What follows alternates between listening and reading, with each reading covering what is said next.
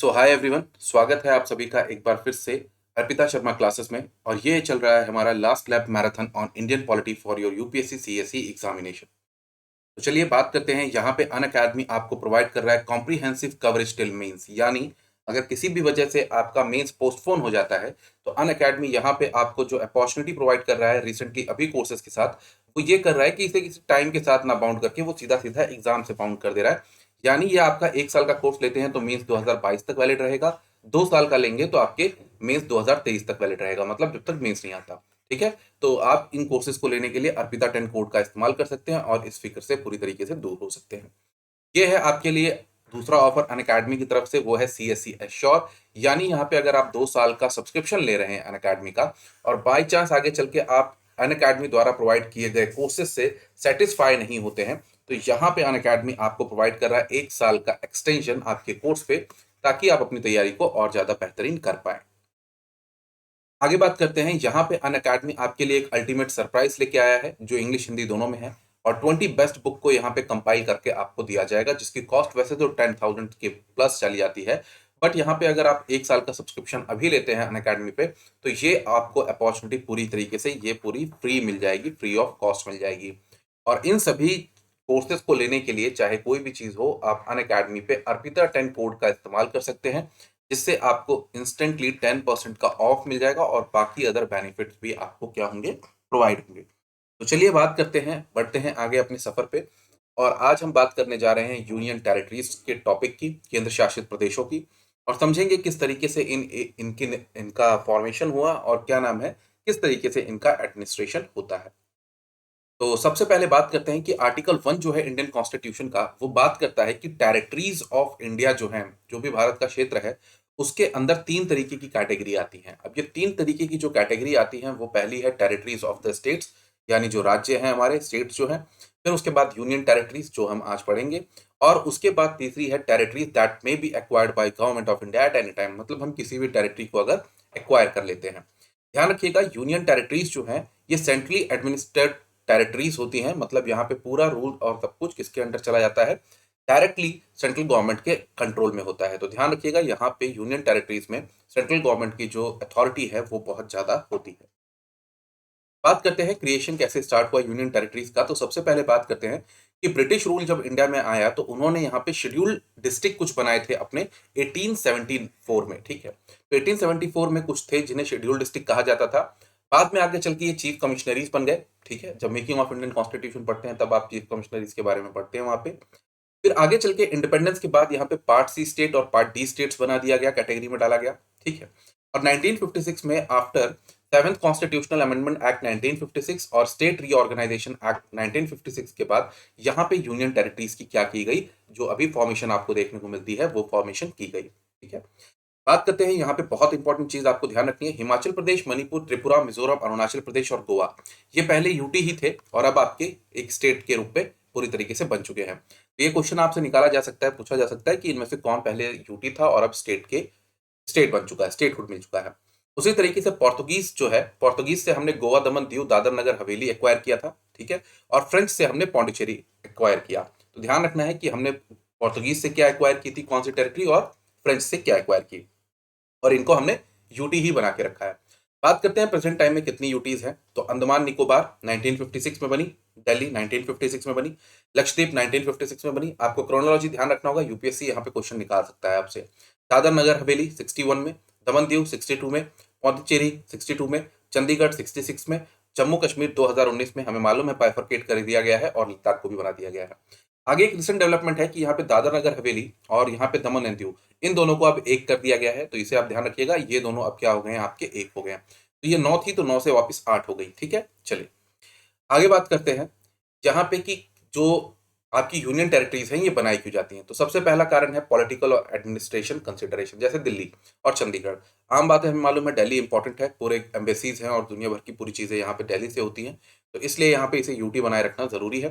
Same case में चंडीगढ़ भी वैसा ही कुछ है। ठीक है, चलिए आगे बात करते हैं। कल्चरल इंपॉर्टेंस है कहीं कहीं की, जैसे पुदुचेरी, दादर नगर हवेली, दमन एंड दीव। ठीक है, फिर उसके बाद स्ट्रैटेजिक इंपॉर्टेंट है अंडमान निकोबार और लक्षद्वीप की। फिर उसके बाद देखते हैं स्पेशल ट्रीटमेंट देने के लिए कुछ बैकवर्ड क्लास ट्राइबल एरियाज को, जैसे मिजोरम, मणिपुर, त्रिपुरा, अरुणाचल प्रदेश, ठीक है, वो अलग बात है, बाद में इन्हें स्टेट बना दिया गया। अब बात करते हैं एडमिनिस्ट्रेशन कैसे होता है यूनियन टेरिटरीज का, ठीक है। तो कॉन्स्टिट्यूशन में आर्टिकल 239 से लेकर 241 जो है पार्ट 8 ऑफ इंडियन कॉन्स्टिट्यूशन, वो यहाँ पे डील करता है आपकी यूनियन टेरिटरीज से। ध्यान रखिएगा, सारी यूनियन टेरिटरी भले एक कैटेगरी में आती है, बट किसी तरीके की यूनिफॉर्मेलिटी नहीं है, मतलब सब में एक तरीके से रूल यहाँ पे नहीं चलता है।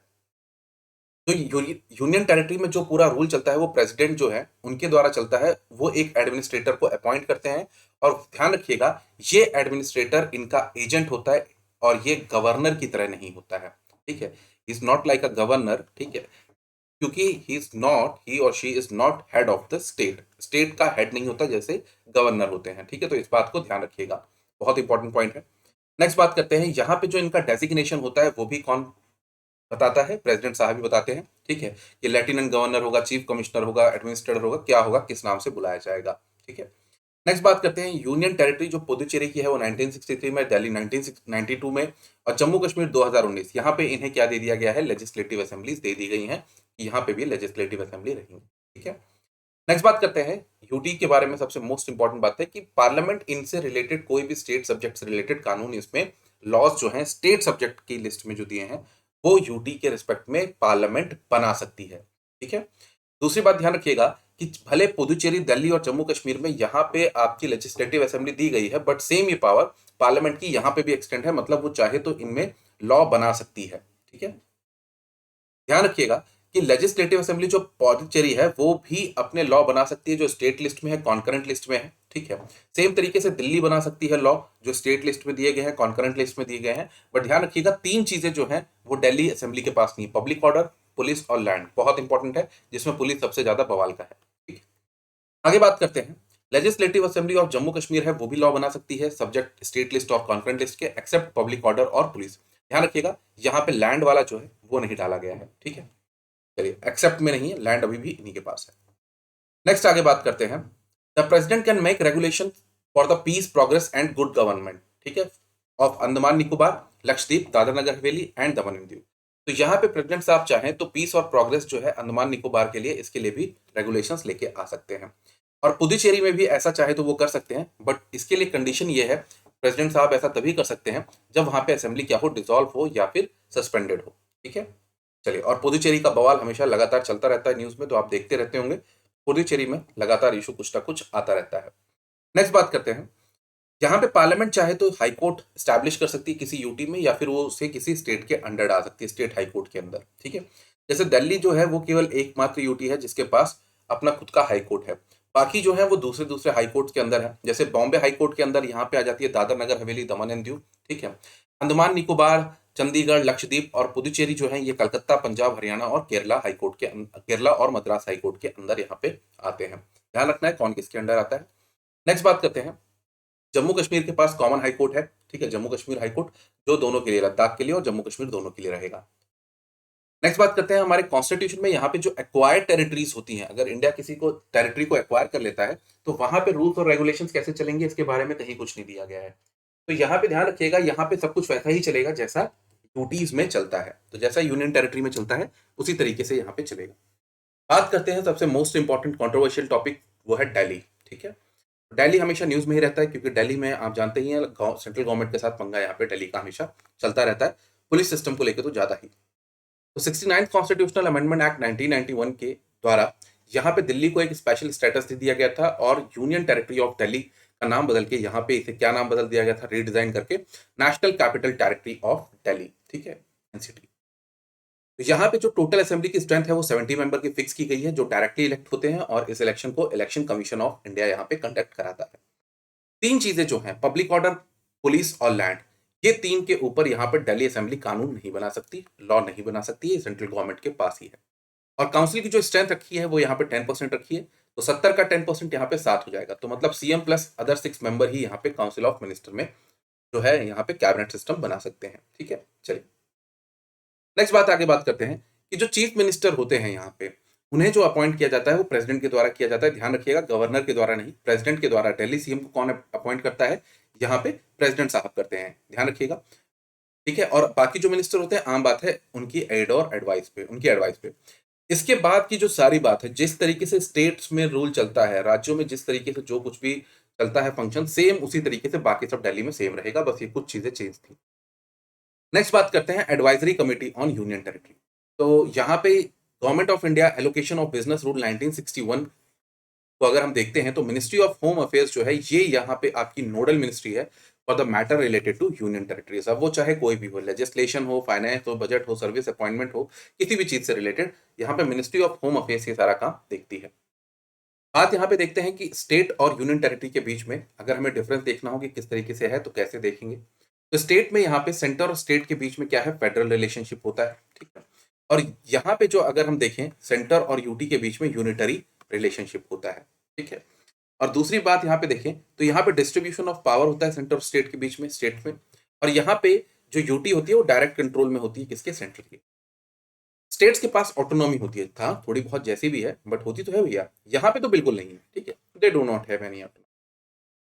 नेक्स्ट बात करते हैं, यहाँ पे स्टेट में यूनिफॉर्मिटी होती है, मतलब जैसा लॉ है सब जगह पे वैसा ही चलेगा, कोई दिक्कत नहीं है। बट यहाँ पे यूटीज में ऐसा नहीं होता, यूनिफॉर्मिटी जो है वो यहाँ पे नहीं होती है, ठीक है, एडमिनिस्ट्रेटिव सेटअप में।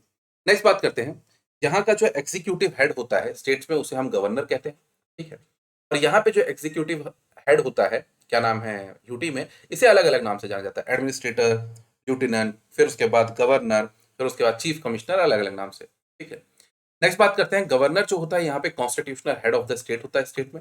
और एडमिनिस्ट्रेटर जो होता है यहाँ पे एजेंट होता है प्रेसिडेंट का, he is not head of the state. बहुत इंपॉर्टेंट है, वेरी इंपॉर्टेंट पॉइंट, ध्यान रखिएगा, इसे प्रीलिम्स में आपको घुमाने के लिए दिया जा सकता है। नेक्स्ट बात करते हैं, यहाँ पे पार्लियामेंट जो है वो लॉ नहीं बना सकती स्टेट में एक्सेप्ट एक्स्ट्रा ऑर्डिनरी सर्कमस्टांसेस, मतलब केवल कुछ कॉन्स्टिट्यूशन में मेंशन चीजों पे ही जाके तभी जाके यहाँ पे पार्लियामेंट लॉ बना सकती है। बट यहाँ पे ऐसा कुछ नहीं है, यहाँ पे पार्लियामेंट बिंदास तरीके से जो भी चाहे वो अपना यहाँ पे कर सकती है, ठीक है। चलिए नेक्स्ट बात करते हैं, आगे बढ़ते हैं कि यहाँ पे कौन कौन से आर्टिकल हैं जो डील करते हैं। तो आपको आर्टिकल ध्यान रखने हैं, article 239 administration of union territory, ठीक है।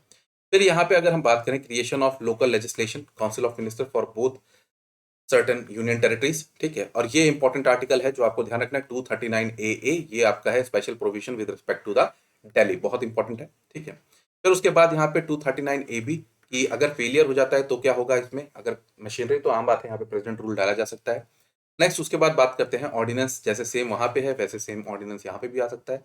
240 जो प्रेसिडेंट है उनके पास पावर है यहाँ पे make regulation in certain union territories. और उसके बाद 41 है हाई कोर्ट जो रहेगा वो रहेगा, पूर्व वाला जो था इसे यहाँ पे रिप्लेस कर दिया, ठीक है। तो बस इतनी सी बात थी जो आपको यहाँ पे ध्यान रखनी है। और अगर मोस्ट इंपॉर्टेंट बात यहाँ पे अगर आपको पूरे इस लेक्चर में ध्यान रखनी है तो आपको बेसिकली यहाँ पे दिल्ली वाला जो आर्टिकल है इसको बहुत अच्छे से ध्यान रखना है। बाकी ऊपर ऊपर से ध्यान रखिए कि हाँ भाई यहाँ पे भी आप ऑर्डिनेंस जारी हो सकता है, यहाँ पे भी प्रेसिडेंट रूल लागू हो सकता है, इस तरीके से क्वेश्चन को वो क्या करेंगे, आपको थोड़ा घुमा के पूछेंगे, तो आपको उसके लिए तैयार रहना है, ठीक है। चलिए, तो आई होप आपको लेक्चर पूरी अच्छे से समझ में आया होगा, बहुत अच्छे से एकदम अच्छे से क्लियर हुआ होगा। तो अगर आपका कोई भी सजेशन हो, कुछ भी है, तो आप कमेंट सेक्शन में बता सकते हैं। तो thank you, best of luck, take care. और ज़्यादा से ज़्यादा वीडियो को शेयर करें, चैनल को सब्सक्राइब करना ना भूलें। और सबसे मोस्ट इंपॉर्टेंट बात, अनअकैडमी पे अगर आप कोई भी कोर्स लेना चाहते हैं तो इस अर्पिता 10 कोड का इस्तेमाल करके आप अपना 10% ऑफ वहाँ पे पा सकते हैं। तो थैंक यू, बाय बाय।